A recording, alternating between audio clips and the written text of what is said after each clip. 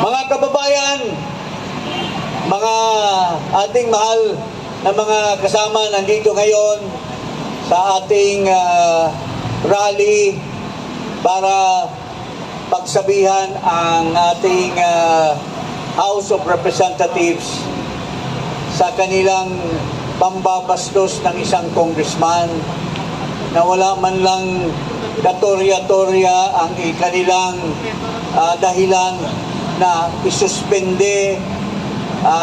Lalo na kilala ko yung tatay ni Kiko Barsaga, isang magiting na congressman, kasabay ko sa Kongreso. At ang pinagkamasama nito na sa ginagawa nila dito sa bata na congressman, yung tatay pa naman, miyembro at mataas naging presidente nung partido na siya mismo nagpatanggal sa kanya. So gano'n na ka-barbaric, gano'n na kasama ang politika sa ating bansa, mga kababayan. Kaya nananawagan po ako sa sambayanang Pilipino, sa ating mga sundalo at sa ating mga kapulisan, pakinggan nyo ang hinaing ng ating taong bayan. Pakinggan nyo ang bawat sinasabi ng inyong mga kamag-anak, ng inyong kapatid, ng inyong magulang. Iisa lang ang hinaing nila. Wala nang kredibilidad ang namumuno ng ating bansa. Unang-una, mga kababayan, ngayon, buwan ng Disyembre, panahon sana na ang ating mga kababayan ay magkakaroon ng happy-happy. Pero ultimo, yung Noche Buena, pinag-aawayan pa kung kasya ang 500 pesos o hindi. Noong panahon ng ibang administrasyon, walang napag-isip kung ang pera na kinikita ng isang ordinaryong pamilya ay magkasya ba. Kasi ang bilihin ay mura lamang. Mayroon kang mabibili sa palengke, hindi naghihirap ang taong bayan. Pero dahil dito sa napakatinding korupsyon na nangyayari sa ating bansa, hirap na hirap, apektado ang buong ekonomiya, apektado ang hanapbuhay ng bawat Pilipino, mga kababayan. Kamakailan lang, may pinalabas na balita na ang ating hunger ay sobra nang tumaas. Ang ating value ng ating stock exchange, bumagsak ang valor ng bawat shares of stock dyan sa ating stock exchange. Ang ating dolyares versus pesos, ang isang 60 pesos ay equivalent na lamang ng $1. So, lalo na ngayon, bababa pa yan dahil Christmas season, malaki ang importation ng ating bansa. Hindi lamang 60, 1:60, kundi bababa. So, hirap na hirap.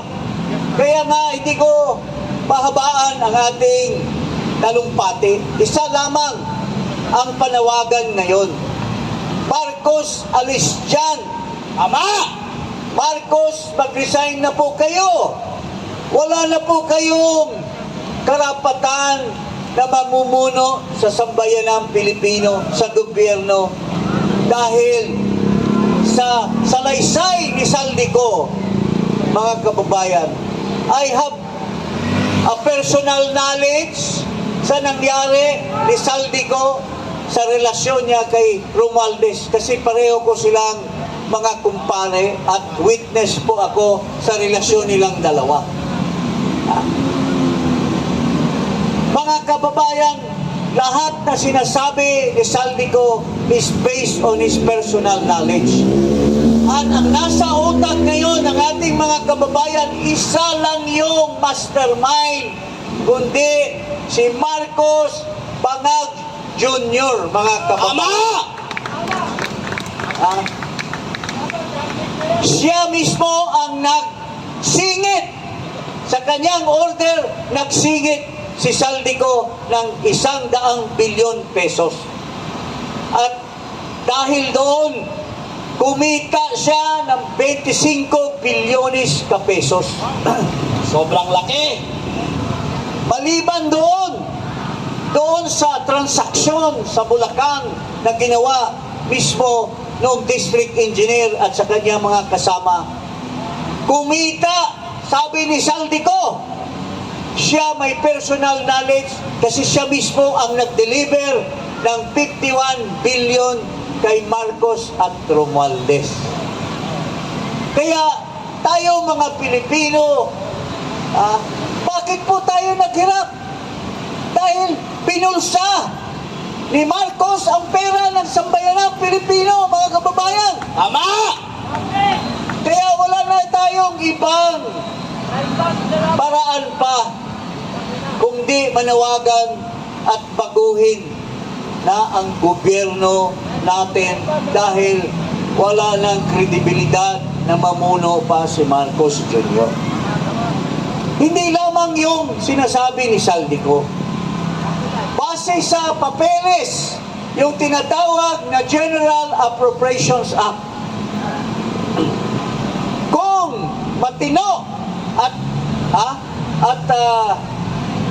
honest si Marcos Jr., kung ikaw ang namuno sa ating bansa, papayagan mo kaya? Hindi! Ang insertion aabot ng trilyon magmula ng 2023, 2024, 2025. Base sa National Expenditure Program na pinasok ng Malacanang sa Kongreso, ilang bilyon lamang noong naaprubahan na ang General Appropriations Act. Sobra-sobra ang patong sa National Expenditure Program. Doon sa tinatawag na insertions na siningit nila sa Bicameral Conference Committee. At itong insertion na ito po yung ginugol na pera papunta sa Department of Public Works and Highways at siya po ang inimplementar ng mga proyekto na walang saysay kasi nagiging ghost project. At ilang salapi ang kinita ni Marcos Jr. at ni Saldico at ni Romualdez. Bilyon-bilyon po since 2023, 2024 and 2025. So, doon pa lamang po tayo ibabase natin, maski walang saysay or salaysay si Saldico, doon pa lamang sinasabi na ni ex-Justice Tony Carpio when he signed the General Appropriations Act, he owned it.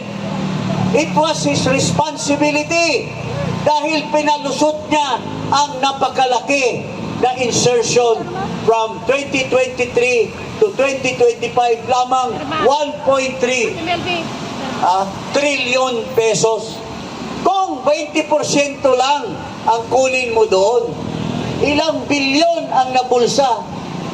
Hindi bababa sa 250 billion pesos na pinulsa ni Martel, ni Marcos, ni Saldico at ang mga kasabwat nilang mga kongresista na mga contractors, mga kababayan. So, wala na po tayong padalos-dalos pa, kundi isa lamang ang may responsibilidad, ang nagmaniobra nito lahat, kundi itong Bangag na Pangulo, sabi ng kanyang kapatid, magmula pang bata sila, nagdudruga na ito si McCoy Jr. At hanggang ngayon, base sa isang malapit at nakakatanda na kapatid, hanggang ngayon nagdudroga pa.